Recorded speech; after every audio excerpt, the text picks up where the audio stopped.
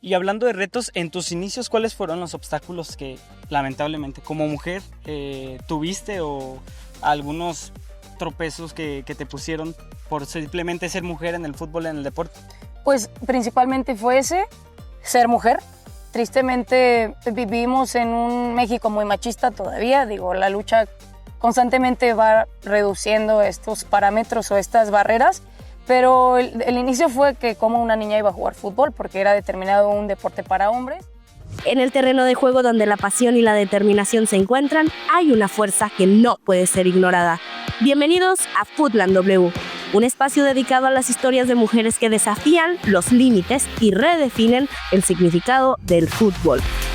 Ellas son más que jugadoras, son hijas, madres, profesionistas y líderes. Cada vez que pisan el campo llevan consigo la fuerza de sus historias y la esperanza de sus sueños. Desde la primera patada hasta el último silbatazo, nos muestran que el fútbol no solo es un deporte, es una forma de vida. En cada episodio exploraremos las vidas de estas mujeres extraordinarias. Descubriremos sus desafíos, celebraremos sus triunfos y nos inspiraremos en su inquebrantable espíritu. Este es un espacio donde sus voces son escuchadas, donde sus historias cobran vida y donde su pasión se convierte en una fuente de inspiración para todos.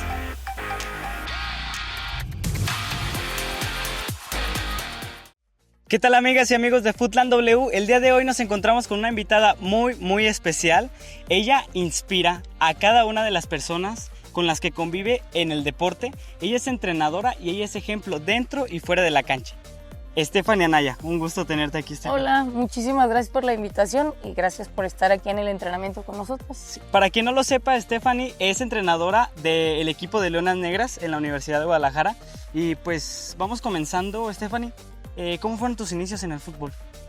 Como casi la mayoría de niñas que iniciamos más o menos de esta generación del 90 y previo, jugando con niños obviamente, con los primos, con las primas, en el barrio como le llamamos coloquialmente. Okay. Y ya después de ahí me integro a la selección de mi secundaria, luego voy a unas visorias de selección Jalisco y de ahí me empiezo a integrar un poquito más ya en forma al fútbol formativo. Y de ahí paso a tener una beca en la universidad, la preparatoria en la universidad, y después juego profesional para Atlas y pues así fue como me involucré prácticamente. Bien, pues ya nos contaste en resumen un poquito de lo que es tu carrera, pero ¿cuál fue el momento en el que tú dijiste, estoy dentro, ya de aquí no me voy, el fútbol es lo mejor para mí?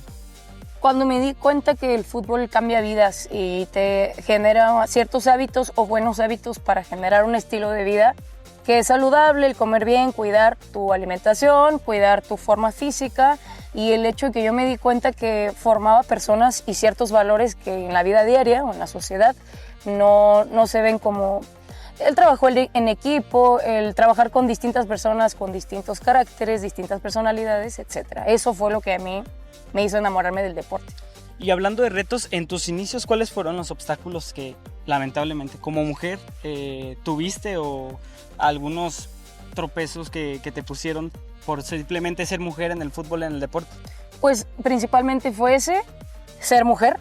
Tristemente vivimos en un México muy machista todavía, la lucha constantemente va reduciendo estos parámetros o estas barreras, pero el inicio fue que como una niña iba a jugar fútbol porque era determinado un deporte para hombres, y la siguiente fueron que yo vivía en un pueblo, vengo de un pueblo en donde las oportunidades eran limitadas y difícilmente teníamos acceso a tener un fútbol deportivo, ¿no?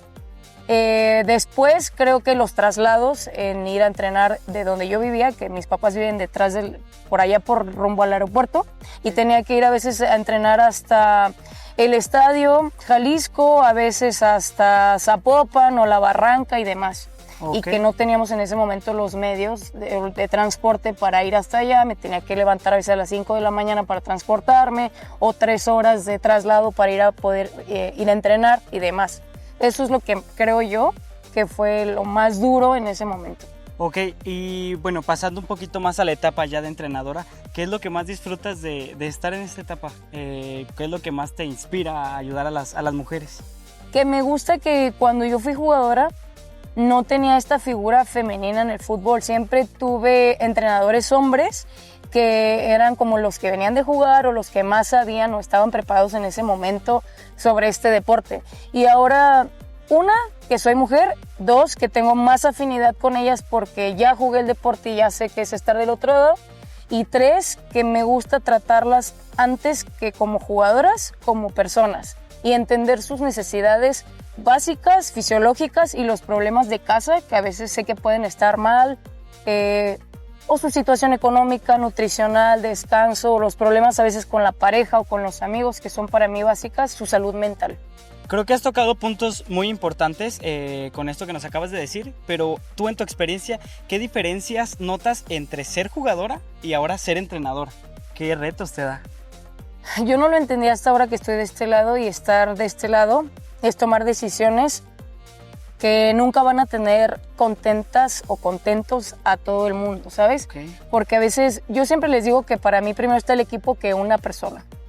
Y cuando tú eres jugador o jugadora, pues te dicen todo el tiempo qué hacer. Tu rol es mucho más sencillo que ser entrenador. El ser entrenador tienes que ver todas las partes y las estructuras posibles de tu equipo, cada personalidad, cada momento del juego, lo que pasa adentro, fuera, cómo viene una jugadora todos los días. Igual lo que te comentaba, si tiene un buen descanso. Mis jugadoras son estudiantes y en semanas de exámenes es complicado que duerman bien, que coman bien. Y otra parte bien importante y que parece todavía un tabú, su ciclo menstrual es súper importante y puede mermar su rendimiento en un entrenamiento, en un partido. Y yo siempre les pregunto, ¿qué está pasando por tu cuerpo? ¿Cómo te sientes? Y creo que es una cuestión que se tiene que integrar, porque el deporte es integral y a veces lo dejamos los entrenadores o las entrenadoras por un lado. Quisiera que profundizaras un poquito en ese tema. ¿Cómo manejas las emociones de las jugadoras? Por ejemplo, hay veces que no vienen de una situación buena de su casa o traen esos bajones emocionales. ¿Cómo los enfrentas tú? Yo trato de ser muy cercana a ellas. Todos los días lo primero que les pregunto es ¿cómo están? ¿Puedes entrenar? ¿No puedes? ¿Te duele algo? ¿Traes cólicos? ¿Tienes alguna cuestión en casa? Que, digo, yo me doy cuenta a veces cómo vienen, ¿no? Aunque no me lo digan. Ya cuando yo me acerco y le pregunto, ¿tienes algo? Y empiezan a llorar, pues es obvio que su situación no es como la ideal en su casa o en su escuela o demás.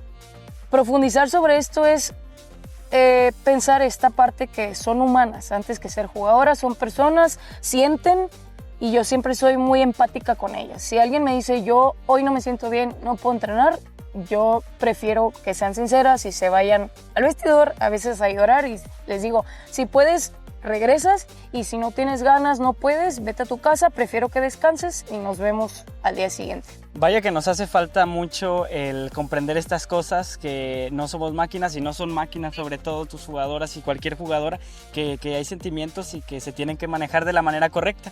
Y me gustaría que me dijeras cuál ha sido la lección más importante que te ha dejado el ser entrenadora de un equipo de fútbol. Esta parte de ver que,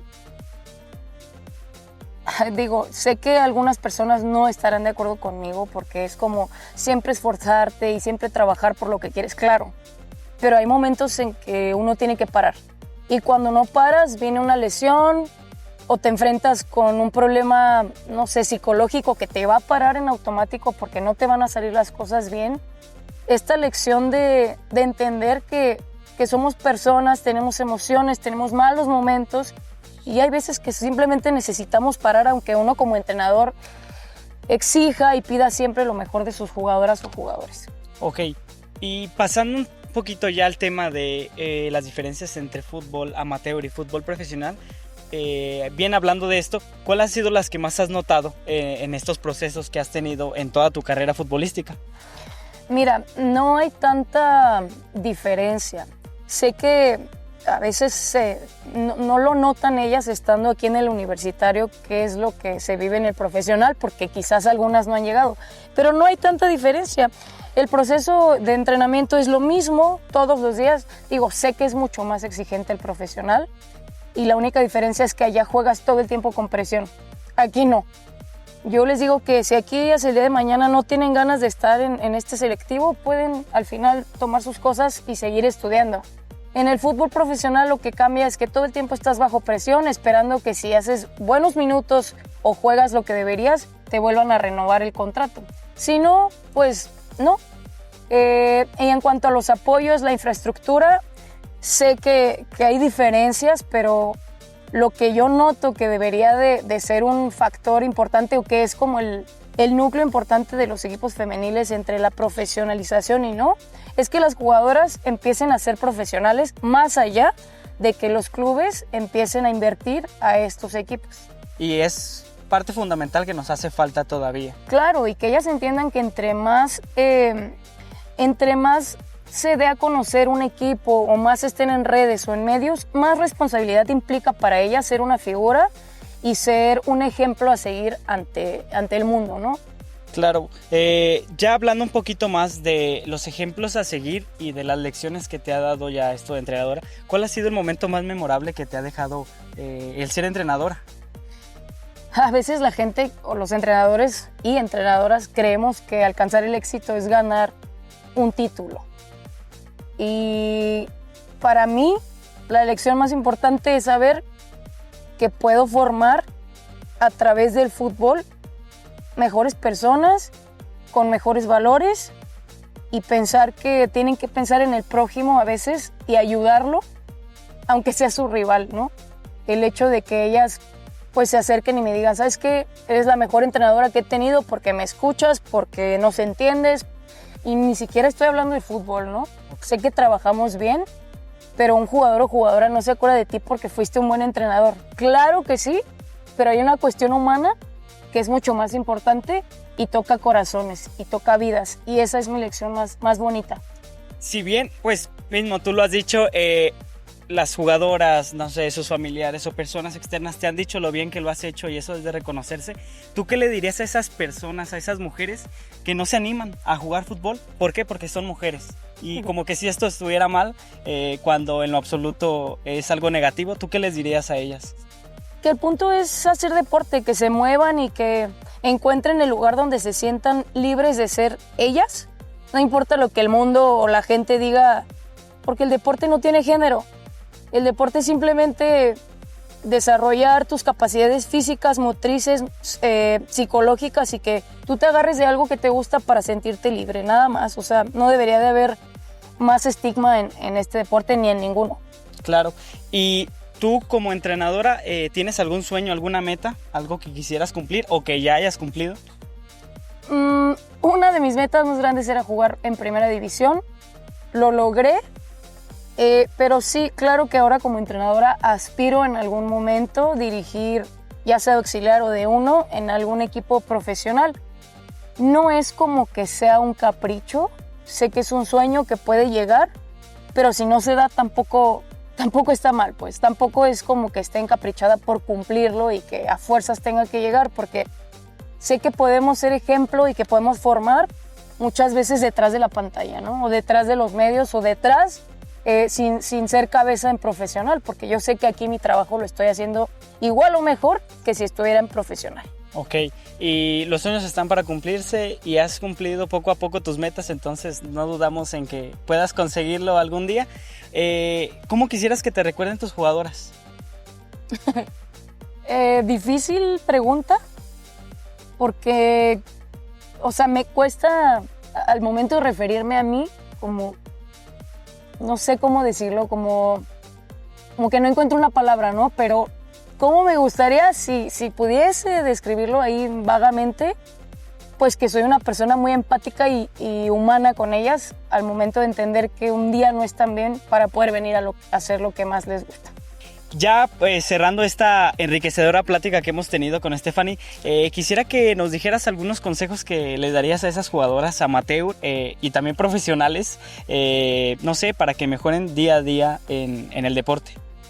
Pues así como lo dijiste, que los sueños están para cumplirse, también están para trabajarse, que no hay ninguna persona que pueda llegar a donde quiere sin que cambie sus hábitos, sin que se haga de mejores cuestiones alimentarias, cuestiones de cancha, técnico, táctico, que se pongan a ver, a estudiar a ver a las jugadoras o jugadores que ellas admiran para en algún momento soñar ser como ellas. Obviamente se tienen que entrenar y se tienen que esforzar todos los días, porque día que no se entrena es día que se pierde.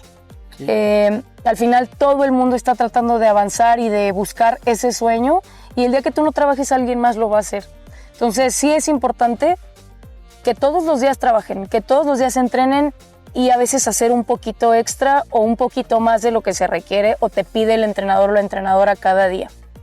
En cuanto a profesional, pues ¿qué te digo, no? En teoría ellas son las que nos marcan la línea, pero pues sí que seamos profesionales desde donde estemos, ya sea dentro o fuera de la cancha, porque siempre estamos impactando una vida y es importante dar una buena imagen para la gente que nos ve. Muy bien, pues nada más que agradecerte por esta charla tan enriquecedora, Stephanie, y decirte que esperamos tener otra plática contigo para que nos des más cátedra de lo que es el fútbol amateur y lo que es el fútbol femenil como tal, para que podamos entender a las mujeres y que, como tú lo dijiste, el fútbol no es de géneros. No, y también me gustaría agregar a los padres y a los abuelos que tienen un poquito esta mentalidad de no dejar a sus hijas jugar este deporte. Al final, este deporte va a formar personas, no va a formar cuestiones que a veces ellos se dejan guiar por otras creencias antiguas o tabús, como ya lo dije. Es importante que sus hijos y sus hijas se muevan y que aprendan a desarrollar, a jugar y a disfrutar de sentirse libres en una cancha. Y solo eso. Muchísimas gracias. No, muchas gracias a ti. Y pues nada, amigos, esperen más entrevistas muy interesantes como esta y simplemente gracias total. Gracias a ti por tu tiempo y gracias a todo tu equipo por estar aquí. Gracias. Y bien, amigas y amigos de Footland W, recuerden seguirnos en todas nuestras redes sociales como Footland W, en TikTok, Facebook, Instagram y YouTube, donde podrán ver todo el contenido que tenemos tan interesante. Nos vemos en la próxima y recuerden siempre patear estereotipos. Únete a Footland W y sé parte de una comunidad que celebra la fortaleza, la resiliencia y el poder de las mujeres en el fútbol, porque el verdadero juego está en el corazón de quienes nunca se rinden.